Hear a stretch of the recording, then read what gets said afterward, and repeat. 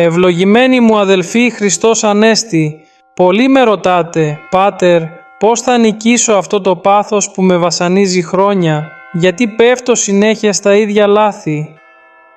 Σήμερα θα αφήσουμε τον Άγιο Παΐσιο τον Αγιορείτη να μας πιάσει από το χέρι. Ο Άγιος έλεγε κάτι πολύ βαθύ. Το πάθος δεν φεύγει με το ζόρι, αλλά με την αγάπη για τον Χριστό. Ας δούμε πώς γίνεται αυτό στην πράξη. Ο Άγιος Παΐσιος παρομοίαζε τα πάθη μας με τα αγκάθια της ψυχής. Έλεγε πως αν προσπαθείς απλώς να τα κόψεις, αυτά θα ξαναβγούν. Το θέμα είναι να αλλάξεις το χώμα της καρδιάς σου.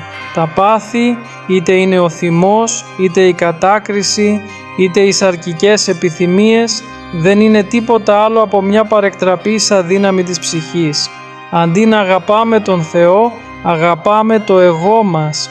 Ο πρώτο που μας διδάσκει ο Άγιος είναι η ταπείνωση. Αν δεν ταπεινωθεί ο άνθρωπος, έλεγε, δεν φεύγουν τα πάθη.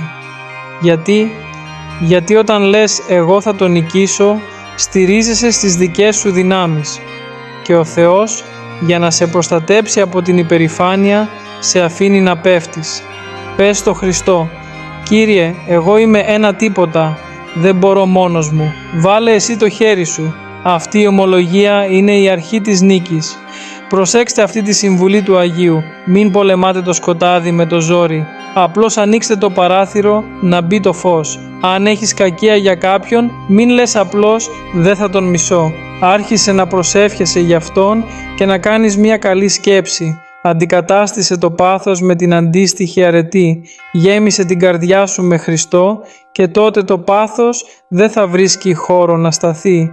Θα φύγει από μόνο του όπως το σκοτάδι φεύγει όταν ανάβεις το φως. Και κάτι ακόμα, μην απελπίζεσαι αν πέσεις πάλι. Ο Άγιος Παΐσιος έλεγε πως ο πνευματικός αγώνας είναι σαν το παιδί που μαθαίνει να περπατάει. Θα πέσει, θα λερωθεί, θα κλάψει, αλλά ο πατέρας του είναι εκεί να το σηκώσει. Η μετάνοια δεν είναι μια στιγμή κατάθλιψης, είναι μια επιστροφή στην αγκαλιά του Θεού. Σήκω, τίναξε τα ρούχα σου και προχώρα, μας λέει ο Άγιος. Αδελφοί μου, ο αγώνας κατά των παθών είναι ο πιο όμορφος αγώνας, γιατί στο τέλος του μας περιμένει η ελευθερία.